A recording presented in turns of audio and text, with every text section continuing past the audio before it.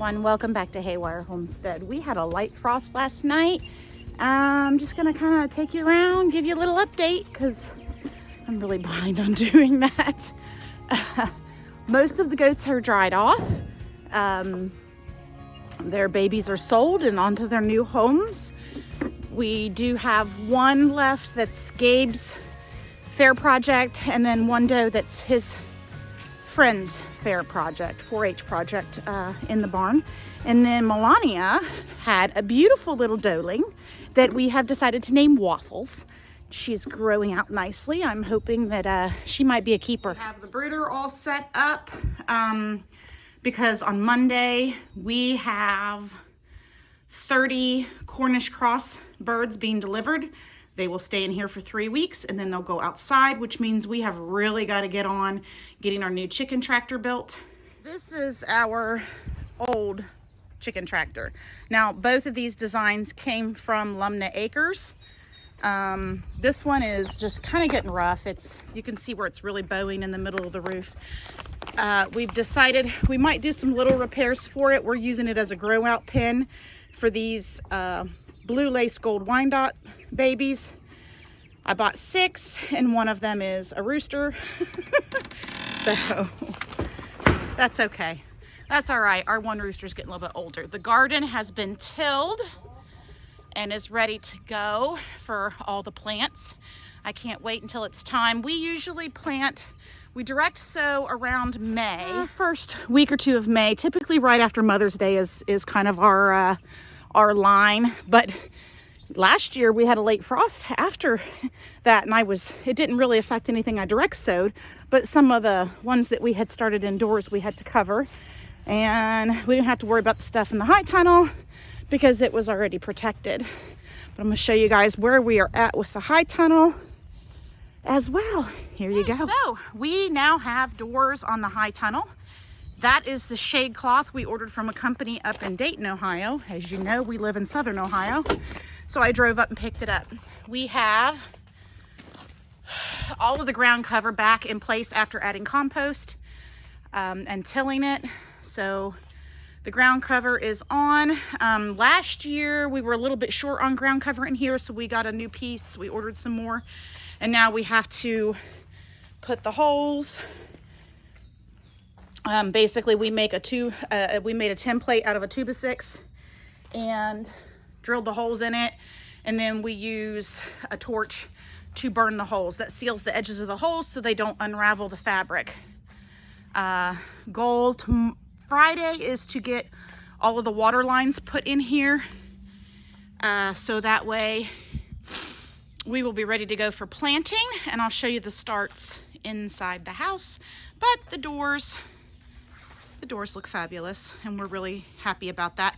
The next part in here will be, we have an exhaust fan that will be going up here. These are our 2 IBC totes that I still have got to get railroad ties to put underneath of them, and then we're going to be connecting them together and then integrating them into this downspout so we can collect rainwater that can go right to the high tunnel.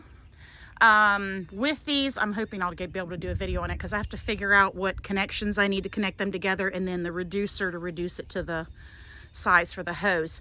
But you also want to wrap them in black plastic so that way you don't get algae growth inside of them. This is cabbage, more cabbage, and then I planted, I don't know if you can see them, they are starting to grow, onions.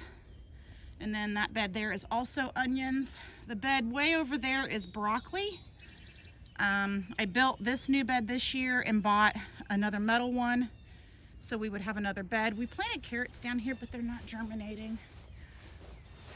Looks like, well, no, actually I am starting to get some. So, okay, carrots are finally starting to come up, and I think it's this one here has some lettuce in it, but I don't see any germination there either. So I don't know, it's been kind of wonky this spring. We got really dry, unusually dry, because typically we have really wet springs.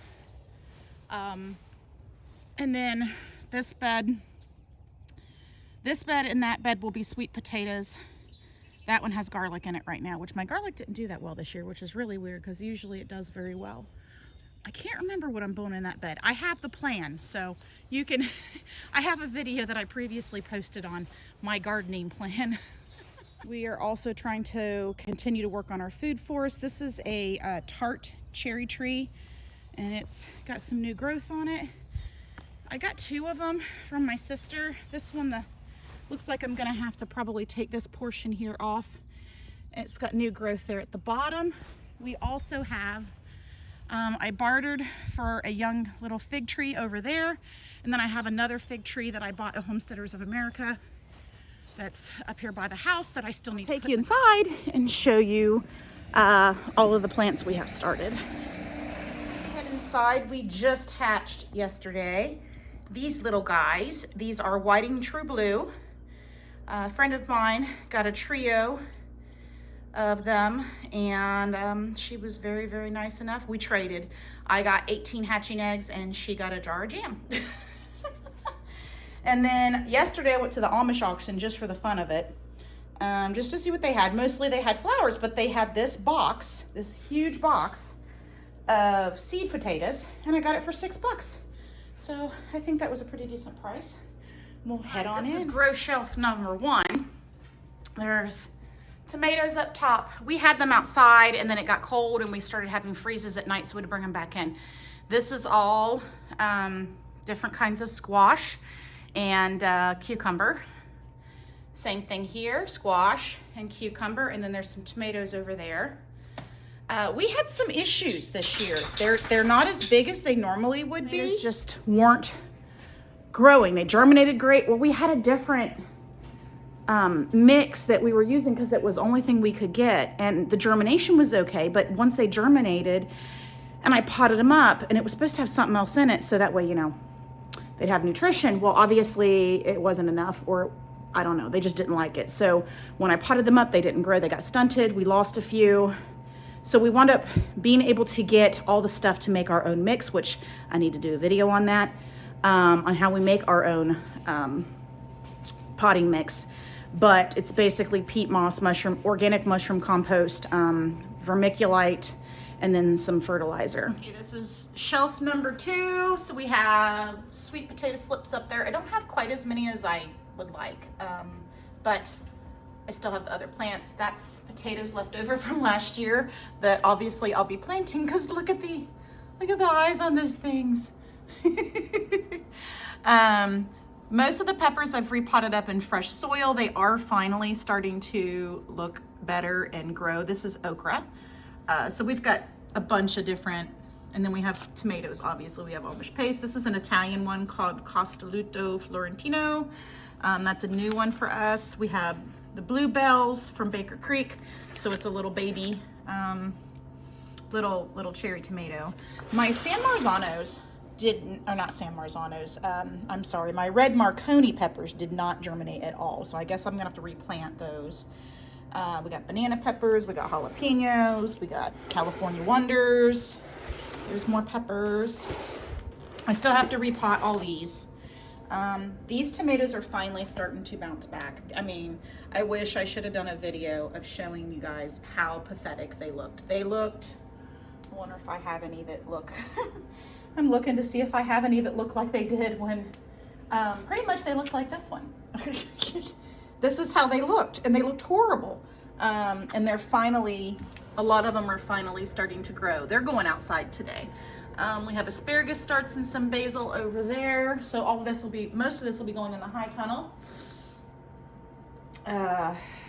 And harden it off, and then we'll get ready for planting. There's your update. That's what's been going on. We're hoping to get our growing season started, so that way we can not only provide you know, healthy food for ourselves, but also at the farmers markets, so that way everyone else can enjoy it as well.